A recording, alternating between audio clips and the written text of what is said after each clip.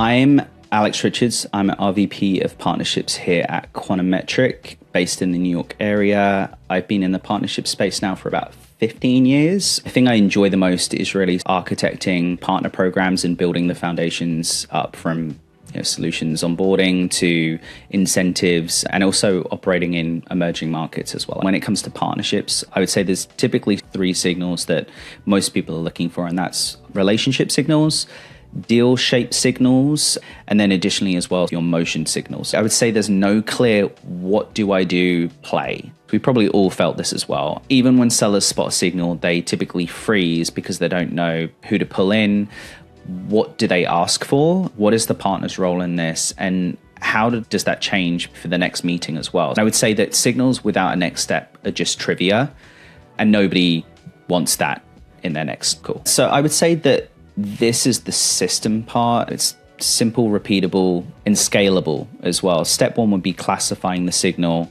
So that could be, perhaps you're working with a client and they're going to be implementing your platform, but they need some expertise that could be, language based. It could be that it's a particular system that you've never, integrated with before. That should automatically make you think, wow, we can't do that. We need to do X. And that's where I would say step 2 comes in, which is essentially triggering the right response or the next best partner action. And there can be, based on your workflow, find your own adventure, a plethora of different things that you could go down. But in that example, it would be basically maybe a partner intro alignment, where you speak to your partner account manager, and it's just working out, well, who has the expertise in this? Do you have a Salesforce Copilot that you've got in there that will basically identify who would be the next best fit? Okay, check. What's the thing that we do from there? Okay, we need to set up a discovery meeting with the client. We're going to do a partner intro email with that as well. Make sure we schedule some time for next week. And then from that, what do we want to do? We want to do a discovery meeting. We want to make sure that we are workshopping to make sure that we've got the right solution for the seller and also the partner as well. And then with that, I would say that we don't involve partners. We're essentially triggering a specific partner action based on the signal type. And that would be similar to any other workflow that you would have if you're doing a direct sale and you're using an SDR, and how you would go through that place. The same thing applies to partners as well. And I would say the next step 3, would be putting the signal where sellers already operate. So living where your seller, your customer lives is really, really important. So first thing is always going to be, are they in the CRM? Are they in HubSpot? They're in Salesforce? Is there a Slack alert? Is there a Teams alert with a big asterisk next to it? So it's making sure that your workflows can be executed where people live, and also if they can exist across enterprise apps. With that as well, I would also say that the future is partner operations as an in-workflow motion, not a separate program. I know a lot of partner teams feel like they're on an island, but the more closer that you have a relationship with your sales operations teams, you get buy-in from your sales leaders and your CRO, et cetera, that means that you can be embedded where you want to be, which is hand in hand with the seller and the account teams as well, to make sure that your tooling can help influence sales workflows, but also your tools can coexist where your most important audience is, and that's in your sales operations. Here's an example where we've seen a deal that's made a clear difference.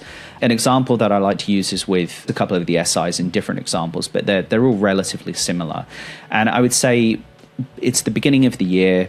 Everyone has new goals and KPIs. And we've seen with corporate goals around a number of our clients that there is things that is a very, very top of mind for them. It could be anything from cost through to efficiencies.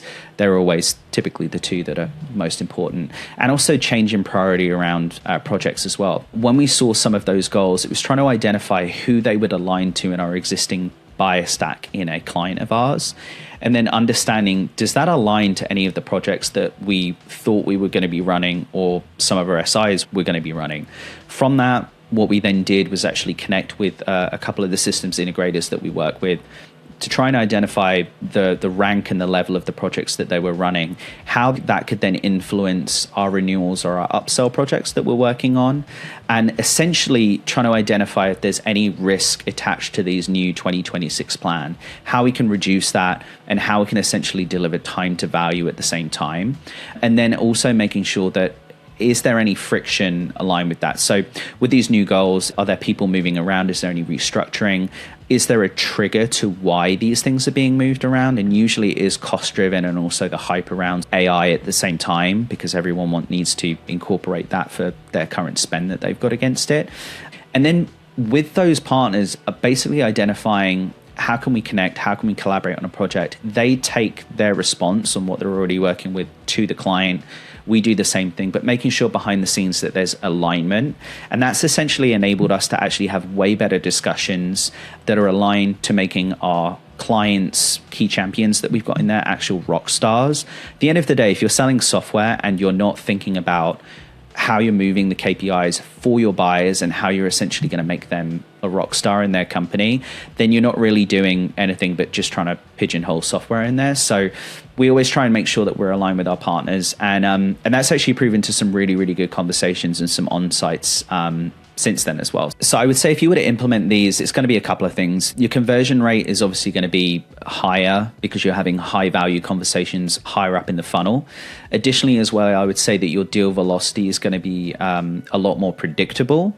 And then also your time to close would also be reduced. I know that's hard typically in industries that are highly regulated, but in my experience, I've seen that reduced as well, which then will obviously impact your win rate in a positive way as well.